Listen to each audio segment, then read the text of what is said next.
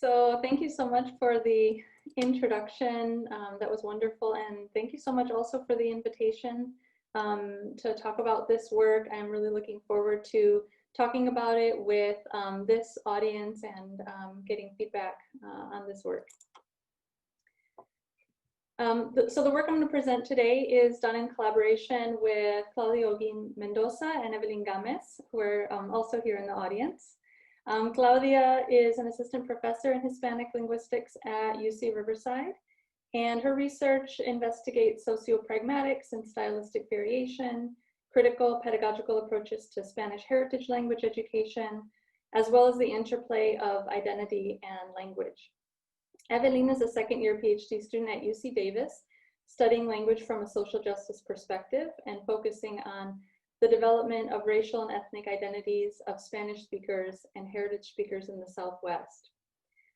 So this cross-disciplinary collaboration that we formed has really spurred us to think outside the boundaries of our own disciplines and to combine ideas and methods in new ways to push the limits of what kinds of questions we're able to ask and how we're able to address them. From our own respective places, we've come to recognize some of the problems in the research on heritage language that I'll present today. And we've thought about how we might envision working towards changing the status quo. The talk I'm going to present is based on a paper that we've been working on since last year and hope to submit soon. And so at this stage, we welcome your feedback on these ideas. And despite the fact that what I present today is a melding of ideas from all three of us, any shortcomings or omissions in this talk are my own. So I want to just start by describing who I am and how that positions me in certain ways to research this topic. So I identify as a white cis female who grew up in a lower class family, primarily in Michigan. I've also lived in California, Miami, New York City, and Germany. And I would be considered a speaker of standardized American English, or that's the variety that I grew up with.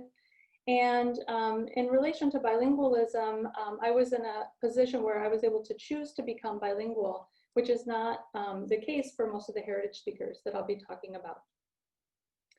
My research is interdisciplinary, as Lourdes described in the introduction. I really draw on work and frameworks from linguistics, cognitive science, cognitive neuroscience, and most recently, communication sciences and disorders. And my primary area of research is on bilingualism. I'm interested in the consequences of individual differences in language experience on language, cognition, and brain processing primarily. I want to note that I'm not a scholar on race. I take cues on how to approach this work from scholars of color. And in order to do that, I collaborate with scholars of color and experts in these areas to make sure that their perspectives are front and center. My own motivation in carrying out this work is to learn to recognize how white supremacy manifests in the language disciplines and to support colleagues who are working to dismantle the systems that perpetuate white supremacy. As I said, I'm not an expert on this topic, but rather I'm still learning how to be anti-racist and how to make the academy more equitable. I also recognize the privilege that I carry as a white scholar, and I'm still working on unpacking those privileges and continuing to learn about systemic oppressions that I have never been aware of. So I carry those privileges into this work that I do with the belief that all of us should use the privileges and the resources that we have to challenge prevailing systems that perpetuate white supremacy. So I also want to talk a little bit about how this work came to be. So since entering the field of bilingual research, I have been troubled by the deficit framing that's commonly seen for heritage language. A lot of my work has focused on cross-linguistic influence, which is how the two languages influence each other in the bilingual mind and brain. And it has puzzled me why heritage speakers who exhibit unique patterns of cross-linguistic influence and grow up in bilingual and multi-dialectal environments would be expected to use language like people who grew up in different countries. In my own work, I have tended to frame multilinguals' language use patterns as part of their multilingual toolbox. This refers to a rich set of communicative skills that come out of their experiences as bilinguals or multilinguals. And this has served as kind of a counter narrative to the deficit narrative that is prevalent. I began talking about these issues last year with Evelyn and Claudia. Evelyn draws on her own experiences as a heritage Spanish speaker in society and in higher ed language programs in understanding these issues. And last summer, Evelyn attended the Linguistic Society of America Summer Institute at UC Davis, which is her home institution, and where I was also an instructor. And she was energized by a course she took on racial linguistics taught by Dr. Ann Charity Hudley and Dr. Mary Buchholz. And this has influenced the direction of her doctoral studies. As well, prior to this, I began collaborating with Claudia on an experimental study of patterns of native bilingual Spanish in Southern California. The goal of this research is to challenge the narrative about how Spanish speakers in the US should speak by documenting the ways in which their language does not conform to standard patterns. The focus of that project has been on perceptions of stigmatization of words and phrases in Spanish in the US versus abroad. So these conversations allowed us to draw on our respective disciplines, primarily psycholinguistics and sociolinguistics, to bring together concepts from those areas to critically analyze the methods used to study the language of heritage bilinguals.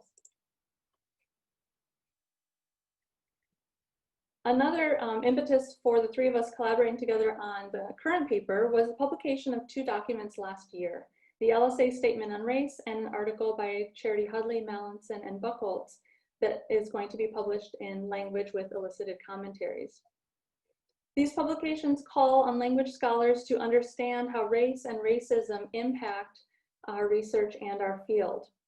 They argue that a lack of clear understanding of race and language research results in the continued marginalization and misrepresentation of racially minoritized groups, and it devalues the intellectual contribution of scholars of color. In these documents, they urge all scholars to consider how their own work can be more racially inclusive. This particular quote that I've pulled from the LSA Statement on Race exemplifies what I think is one of the primary issues in research on heritage languages. It says, "The ideologies that frame the language practices of racialized communities as inherently deficient play a key role in reproducing white racial supremacy." So why is this work important? This is often one of the last slides, but I put it towards the beginning here because I think that we need to recognize how these practices that I'll be talking about continue to marginalize students and scholars from diverse backgrounds. They damage students' confidence in their own language abilities. They limit intergenerational language and cultural transmission due to those linguistic insecurities and the policies in place to oppress them. And this, for our field, results in a lack of diverse perspectives at all levels. And so I think that we have to ask ourselves or consider how our science should not ignore, but rather contribute to social justice issues. The frame for this talk is really to interrogate our methods. So some of the questions that come up, just a few of them that we could ask ourselves are, do our frameworks privilege certain speakers over others? Whose language do we value and whose do we not? How do our study designs reveal our ideologies, and how does our terminology reveal those ideologies? How do our analytical methods limit what we are able to study? And as Kubota says, we need to examine critically how racism sustains itself in various constructs, and that's the goal of this. So in terms of the scope, I'm going to start by just introducing some of the key concepts, and then I'm going to talk about how racism shows up in scholarship on heritage languages in 4 different areas: frameworks, methodologies, pedagogy, and recruitment and retention of scholars. And then I'll end with what are some of the things that we can do. So starting with who are heritage speakers. So I heard in the introductions that a lot of you are familiar with this work, but just not knowing who's in the audience, I wanted to provide a definition here. So one of the definitions that I think fits my idea of this is A heritage speaker is a native speaker bilingual of a minority language spoken at home, and either also a native speaker in the case of the acquisition of two native languages, or a child second language learner of a majority language of the society in which he or she lives and is educated. Now, I will note that there is not a single agreed upon definition of heritage speakers, and Lourdes has a really good discussion of this in a recent paper comparing how heritage speakers are defined in different adjacent fields and how those definitions are sometimes inconsistent with each other or sometimes contradictory. And so I encourage you to look at that for that discussion. Another salient feature of heritage bilinguals is that there can be considered to be circumstantial bilinguals or multilinguals. This means that their bilingualism is not by choice, but rather by the situation. And circumstantial bilingualism is typically due to a marginalized position in society where acquisition of a dominant language is essentially required. So recent research on racial-linguistics has provided a helpful framework for understanding the issues that I will present today. Racial linguistics has been described as viewing race through the lens of language and vice versa. The framework has been applied to heritage Spanish speakers in the US, who by and large belong to groups that are minoritized and racialized in our society. Rosa and Flores describes the racialization of language as being, quote, perpetually perceived as linguistically deficient, even when engaging in language practices that would likely be legitimized or even prized were they produced by white-speaking subjects.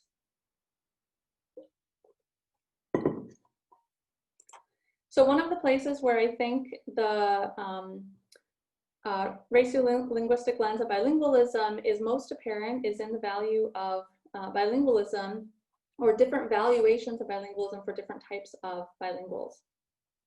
So bilingualism is typically viewed as an asset when it's spoken by dominant language speakers, and it's seen as additive to the already strong position of a dominant speaker, but it tends to be seen as a burden for heritage speakers.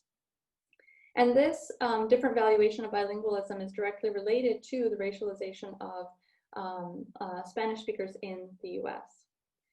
Another phrasing that's been used is inequitable multilingualism, and that multilingualism is linked to the oppression of minoritized communities. So like I said, I think that this is a salient example of where we see this come into play in the field of bilingualism and the focus on heritage speakers. So I'm going to go into the first part, which is the frameworks that are used to study the language of heritage speakers. And I'll talk about three frameworks, and these three frameworks offer slightly different perspectives. You'll see some overlap because they do reinforce each other in some ways. So ideas about monolingualism stem from this notion that monolingualism is the normal and ideal human condition, and that bilingualism is viewed as suspect. So this is a view of monolingualism as a superior language performance. Flores has described this as monolingual hegemonic whiteness, which shows a relationship between monolingualism and the language patterns that are associated with whiteness. And monolingual patterns and practices are typically considered to be the idealized target for bilingual development, and they set the standard by which bilinguals are very often measured. This has also been described as viewing bilingualism with a monofocal lens. The application of an ideology based on monolingual superiority results in deficit framing for those who are not monolingual. If monolingualism is a pure superior form of language use, then anything else is inherently impure and inferior. Thus, comparing heritage speakers to monolinguals within this type of framework results in framing the language of heritage speakers as deficient. Other words that I've pulled from the literature include deviant, defective, arrested, incomplete, simplified, and lacking full competence, and there are others. A frequent conclusion is that heritage speakers fall short of attaining native-like processing, with native-like being exemplified by the monolingual comparison group. Similarly, a frequently used term for this set of patterns seen for heritage speakers is incomplete acquisition. This implies that there is some kind of ultimate attainment that heritage speakers never quite reach. The concept of ultimate attainment is an idealized abstraction that positions monolingualism as the norm and assumes homogeneity of linguistic representation and some kind of stable end state. This deficit terminology applied to the heritage bilingual implies developmental arrest and inferiority. So I want to talk just a little bit more about this concept of native speaker, and in particular the idea of the idealized native speaker. The idealized native speaker is typically monolingual, uncontaminated by bilingualism and language contact, uses a standard language variety, is educated and white. In the field of TESOL, teaching English to speakers of other languages, there has been a lively discussion around the concept of native speakerism. In this field, the term refers to the belief that a native speaker has inherently superior linguistic abilities, as well as Western cultural knowledge that makes them a better language teacher. This is aligned with the notion of the idealized native speaker that has been used as the target of language acquisition for bilinguals. While it is of course possible for bilinguals to be native speakers of one or both of their languages, the concept of the idealized native speaker is so closely tied to the ideology of monolingualism that Ortega writes, "Can being not native-like ever be disentangled from being not monolingual-like?"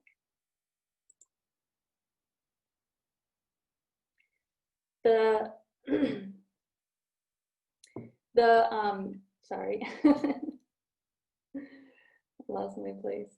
Okay, so yeah, in fact, one odd finding in the literature is that heritage speakers are often compared to native speaker comparison groups, implying that they are not themselves native speakers of the heritage language. In the popular imagination, a native speaker typically has the following attributes. The native language was their first learned language.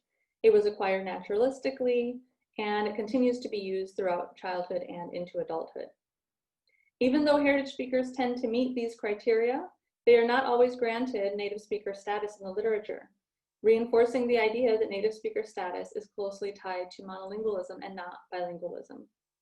Circling back to the idea of what should be the target of language development, Putnam and Kupish point out that it is incongruous to talk about heritage speakers not reaching native-like attainment when they are, by definition, native speakers. So I'd like to now provide some evidence from psycholinguistics for why we shouldn't even expect bilinguals to exhibit the language patterns that monolinguals exhibit.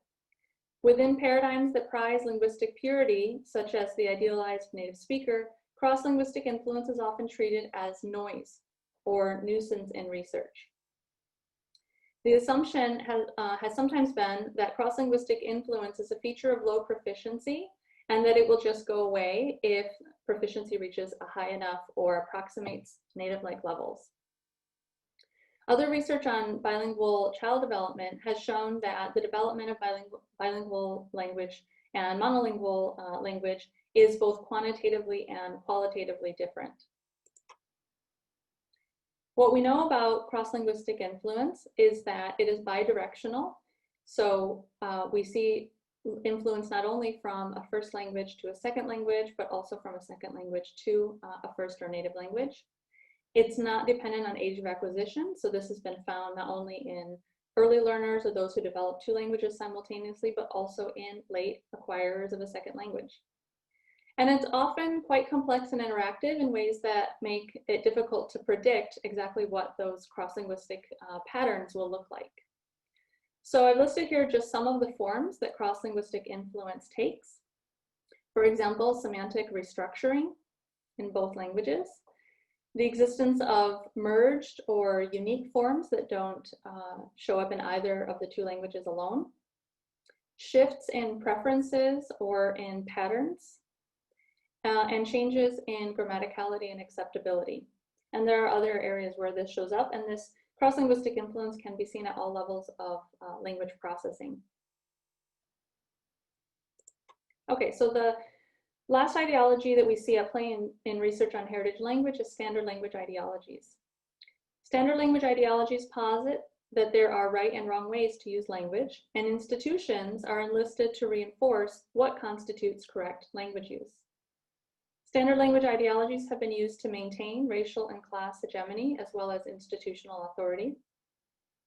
And we're socialized into standard language ideologies that dictate what language practices are legitimate and appropriate. In English, standardized American English is associated with whiteness as well as with the idealized native speaker of English. In Spanish, the Real Academia Española dictates proper and improper use, promoting a Northern Peninsular Spanish variety as a legitimate standard.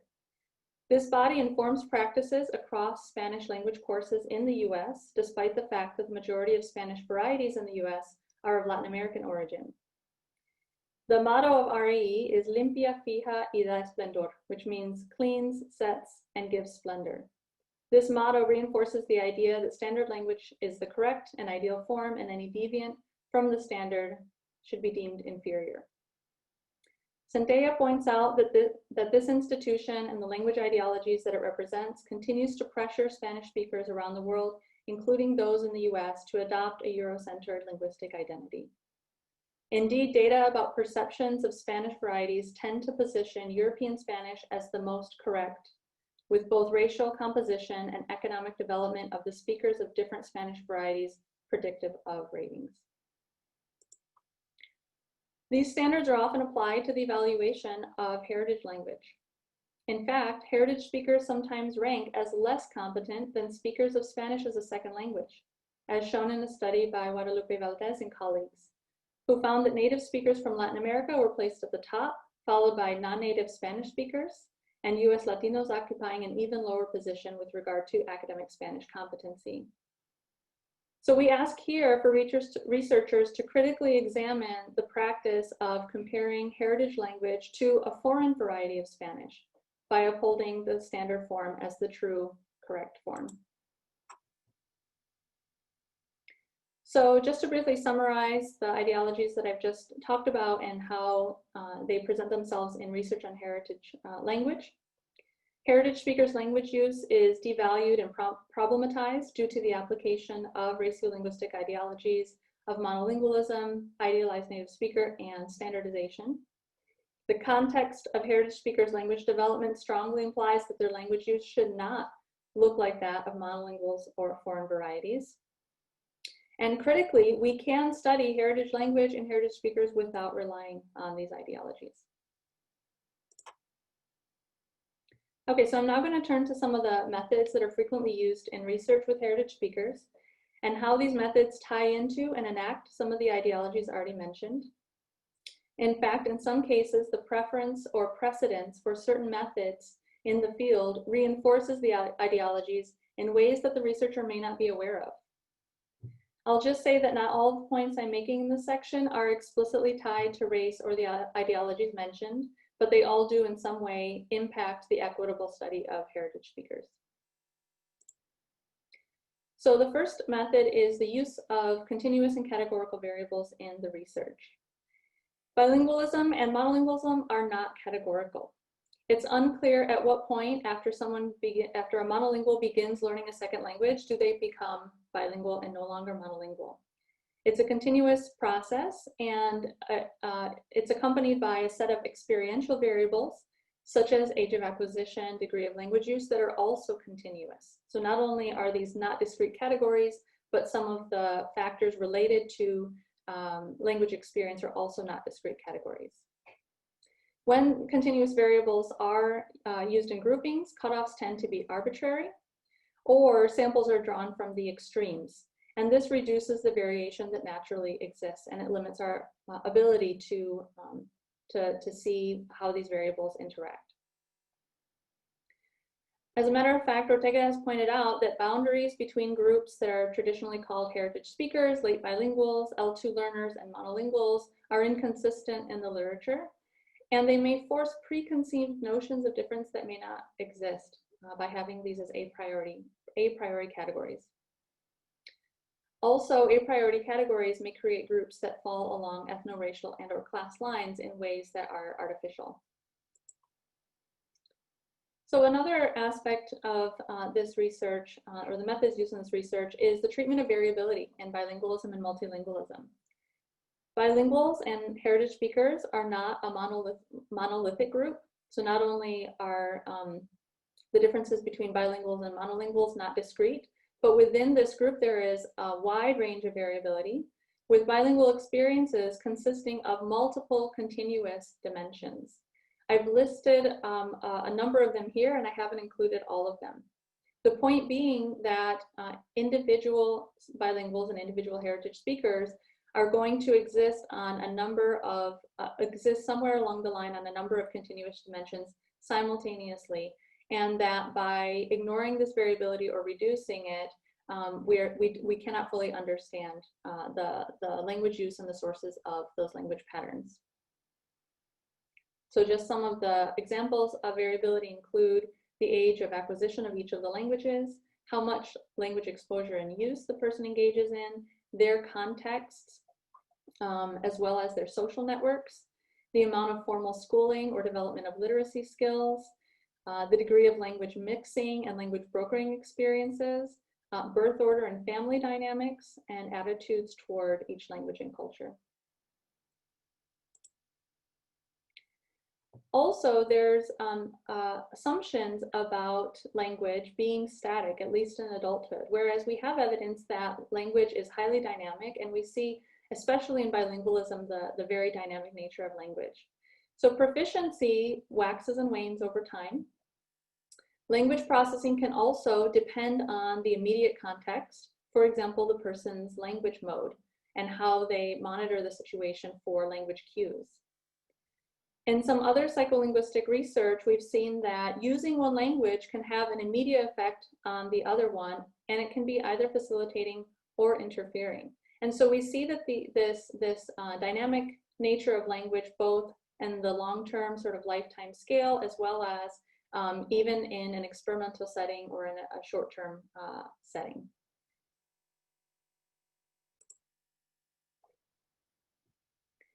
There's also the core area of linguistics are those that take a formal approach to the study of language, and this also can cause problems for the study of heritage speakers because of the number of issues that I've just brought up do not necessarily fall in the domain of core areas of linguistics, which are centralized in the field.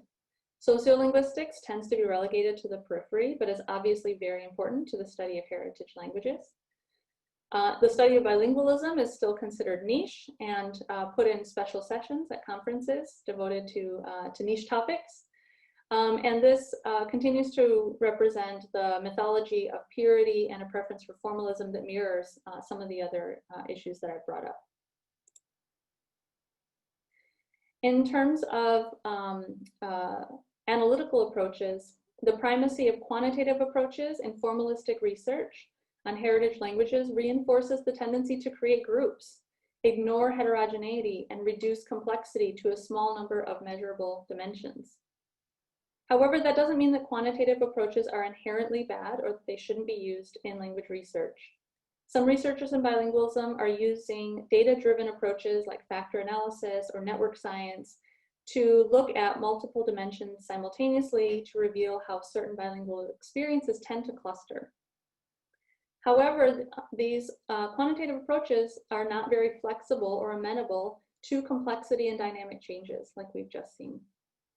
As I've shown, bilingual experiences differ across multiple dimensions simultaneously, and not all of these dimensions can be easily packaged into a form that can then be subjected to quantitative analysis. Okay, so I'll just briefly touch on how these same ideologies affect heritage language instruction. Similar deficit views have played out in an educational context. A traditional view is that heritage speakers' language needs to be fixed. They need to unlearn a set of practices and replace them with more acceptable standard forms. This perspective has been replaced in many ways with an ideology of appropriateness.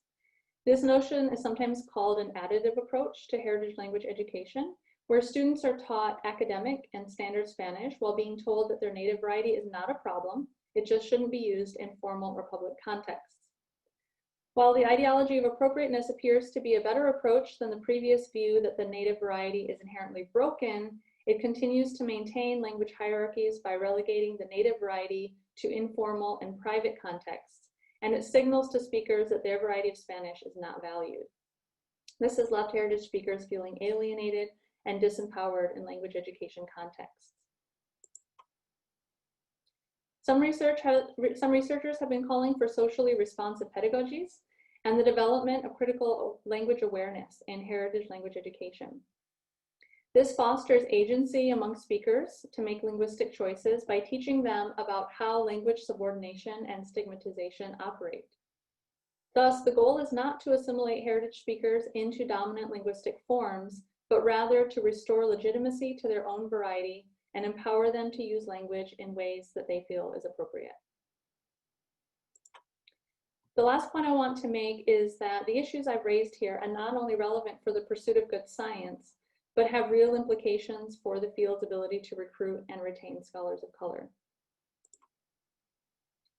Charity Hudley and colleagues write that, given the ways the language of minoritized and racialized groups is problematized, it is no surprise that students of color have historically not gravitated toward linguistics.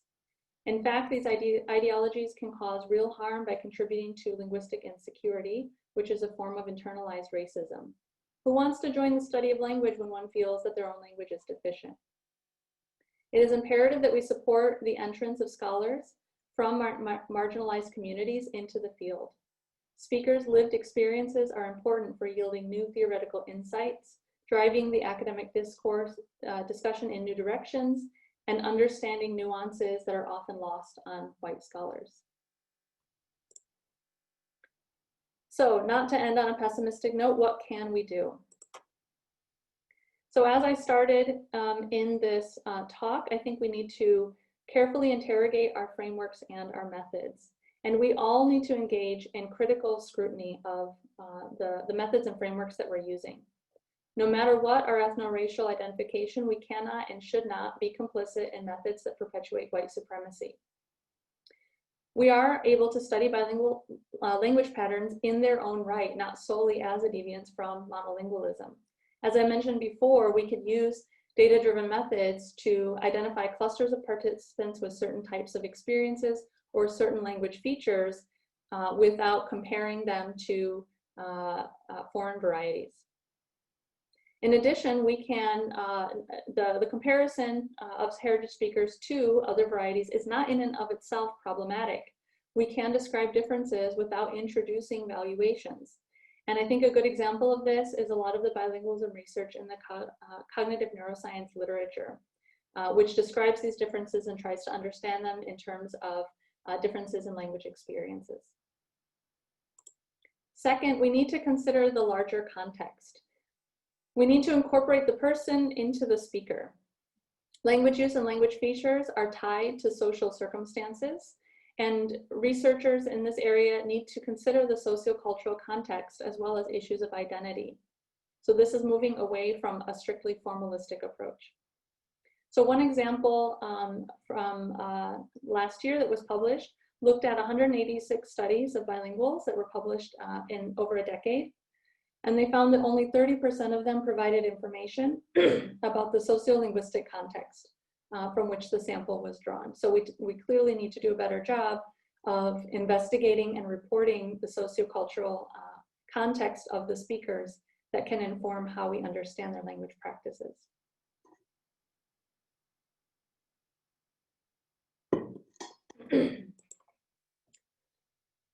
Next, I think we need to consider the language community and not just the individual. So a lot of this research has been framed as focused on the individual, but language is created via social interaction. By studying the language community, we can help to shift away from the deficit view that implies personal failings for the development of unique language forms. Heritage speakers learn language not only from their families, but often within larger communities of mixed generation, sometimes multinational communities, and often among peers who are also heritage speakers. Language context situations across languages and across different varieties result in unique speech communities. And we can, again, study those speech communities without holding them up to the standards set by different speech communities with different contexts. I think it's really important that we collaborate across disciplines. Lourdes says that transdisciplinarity is the future of LSA research, and I agree with that. I think we need to collaborate with scholars across multiple disciplines, as well as people outside of academia. And this has a lot of benefits. And I think, as I mentioned in the beginning, the collaboration in this work has resulted in the comparison of frameworks and methods that are used in different disciplines in order to critically analyze our own. This interdisciplinary collaboration can also create knowledge that extends beyond the ability of each discipline to do on their own. And lastly, I think we need to take a linguistic empowerment approach rather than a linguistic deficit approach to research. We need to move toward understanding varieties as a set of linguistic resources, similar to what I had called the multilingual toolbox. So we can work to discover what multilinguals have in their toolbox that results in communicative competency that may not resemble dominant expectations. I want to end with two quotes. Ryoko Kubota has written, "Racism is woven into the very fabric of our institutions. It will continue to take work by all types of scholars to identify and dismantle these systems. We're currently in a moment when racial justice is at the forefront of the nation's collective attention, and this has permeated a number of academic spaces.